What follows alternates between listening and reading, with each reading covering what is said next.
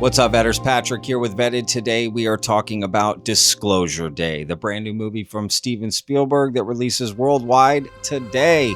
I had a chance to see it yesterday, and I'm going to be giving a non-spoiler review of the film. Let's begin.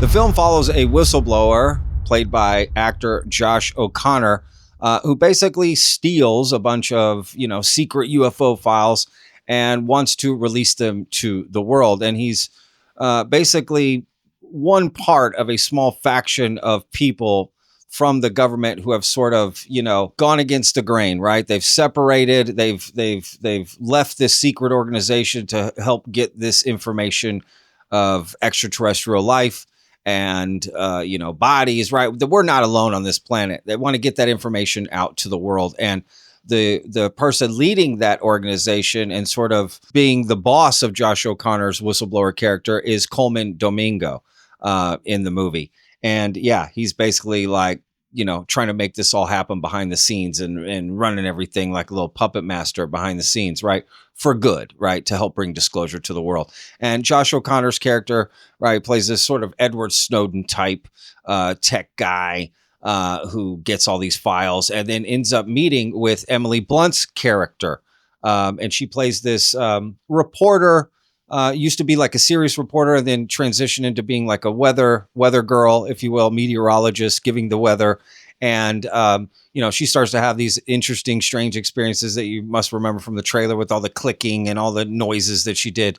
And basically she teams up with Josh O'Connor's character and they set out on an adventure to, get the files released to the public, right? And you basically start to see Emily Blunt's character come to terms with some new abilities that you saw in the trailer that she had, right? You had Wyatt Russell, who was Kurt Russell's son, also in the movie, plays Emily Blunt's boyfriend.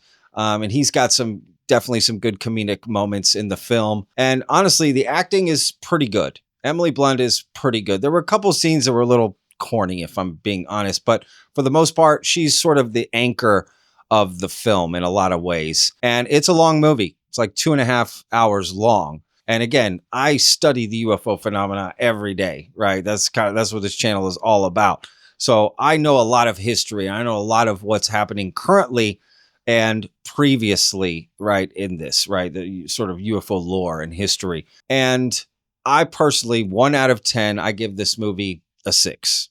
All right. So not trying to dissuade anybody from seeing it. I'm sure, there's lots of people giving all kinds of reviews. Some people absolutely love the film, but there are people saying they don't like it at all either. And granted, let me admit, rightfully so, I think Steven Spielberg is the greatest American filmmaker there ever was for many reasons. I'm not even going to get into in this film that I could expand upon, but basically just all the films he's made, iconic films. I mean, when you make Jurassic Park and Schindler's List in the same year at the exact same time, two of the most iconic movies of all time.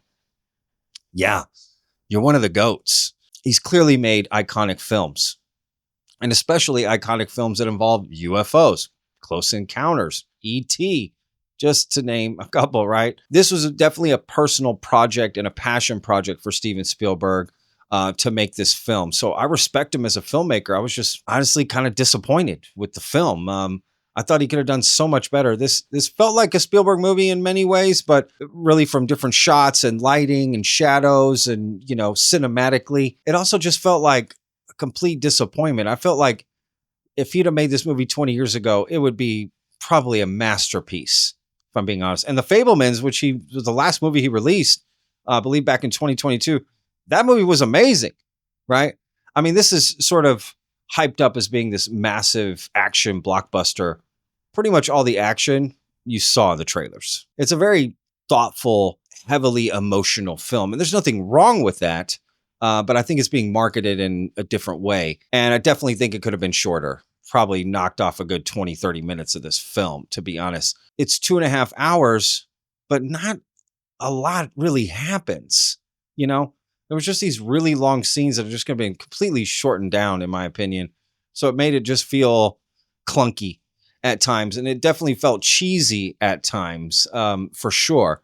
And the one thing I would say is, Spielberg had a chance to write something very personal. He's very involved with the script. David Koepp, the screenwriter, did like 43 drafts of this movie. And you can tell that a lot of ufology is in the film, albeit past stuff, Roswell, which you've seen in the trailers, and some other incidents that I'll get into in the spoiler review, are in the film, at least reflections of it or mere reflections of it. And then a lot of the stuff that's recent, whistleblowers, all the stuff that's come out since the New York Times 2017 article and whistleblowers who have blown, right? They use a lot of, sort of terms that are used in the UFO community. And if you follow ufology and you follow the UFO, news and the topic, you'll notice some of these hype words, if you will, that are used in the film. So you can clearly tell they're trying to just insert a lot of some of the modern day conversation around UFOs, which I'm not saying there's anything wrong with that.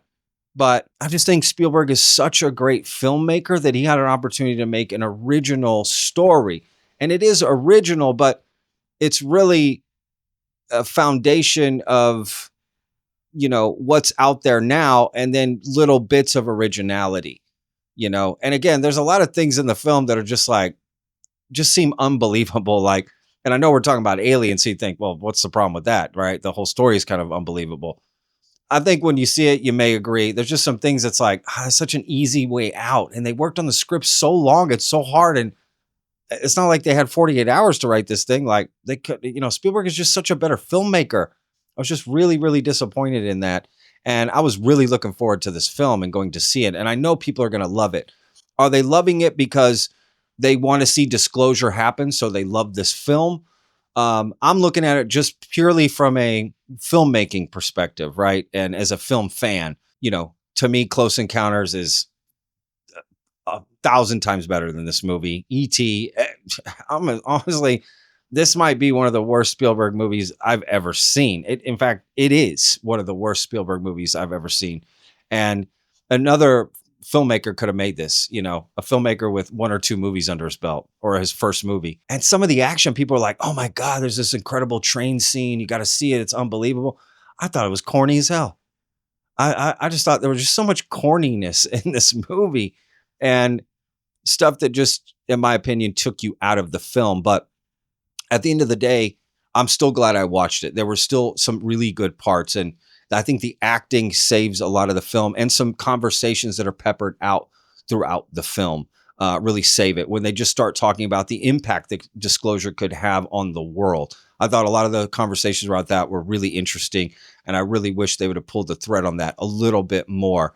And again, the acting, Emily Blunt does a great job. Really, everybody does. I don't think there was anybody lacking. And in fact, a highlight for me of the film that no one's talking about is the actress from Obsession who's in this movie. Her role is minimal, but very important. I thought she did such a great job. I would actually deem her the best actress in the movie. She's the best actor in the movie to me. Her scenes are unbelievable. Really enjoyed her and what she brought to the table.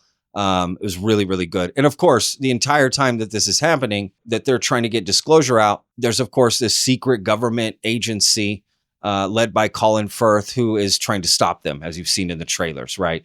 He's a great actor, and he does a good job with the little that he's given, but he definitely felt very one-dimensional in a lot of ways. Honestly, most of the characters felt very one-dimensional, and it was really lacking. And I think the characters that most people wanted to see from an alien perspective just weren't there. Nonetheless, it's still a good movie. I would definitely recommend watching it, but was I disappointed? Yeah, I was, unfortunately. And, that's just how these things go, right? It's all good. I have to wait and see. Maybe I need to, rewatch it, come back to it. I don't know. I mean, I kind of tempered my expectations anyway. And I really try to just look at it as an individual film and not let my love for Steven Spielberg and my love for his movies affect this one. Like, just because, Jaws, Jurassic Park, Close Encounters, Saving Private Ryan. I mean, we can go down the list of amazing Raiders of the Lost Ark, right? And all the Indiana Jones movies. Even though those movies are amazing, I can't let that influence this movie and like, well, then this is amazing too, just because of that. Those are their own movies and this is its own movie. And at the end of the day, the idea of the movie is great. It's like they had all the bricks. They just didn't build it out well, right? They built a house that was all weird looking. Like you had everything there, you know, you had an opportunity. And again, I really think just Spielberg could have done this original story and brought new ideas and, you know, storytelling to something where it just felt like a little bit of a letdown there. Because again, if you follow sort of the UFO topic or know any little bit of anything, I don't know. I just didn't maybe want to see a lot of that stuff in the movie, and they do show it. So anyway, I'll also say that, you know, Spielberg's been out on an interview saying, oh, nothing from there's my dog Mac. Nothing from the third act is in the trailers. That's not true. There's a lot of stuff from the third act that is in the trailers. So I don't know why they said that. If you can, just avoid any trailers, whatever. Just go see the movie. Let me know what you think of it. I am going to be releasing a spoiler review of the movie and really get into some deep stuff about the film that other movie reviewers aren't going to be able to do because I know the UFO lore. So, and I was able to spot things that are like, oh, that's in UFO lore. Oh, that, this, that. So I'm going to go over all of that stuff and really get in deeply to the story. So anyway, thank you so much for watching. If you haven't already, please check out Betted's very first feature-length documentary that is out now. It's called Psionics, The Minds That Summon UFOs. I filmed it last summer, spent a year bringing this film to the forefront, and Vetted partnered with Alamo Pictures, a documentary film company out of London, to make this film Psionics. So you can check it out now. It's available exclusively on our website, psionics.film. In addition to the film, when you purchase it, you get up to 3 hours of additional footage we did not include in the film. So you get almost 5 hours of stuff to get the film. So thank you so much for supporting. We'll see you guys on the next one. Remember, Vettas, every day's a gift, y'all. Peace.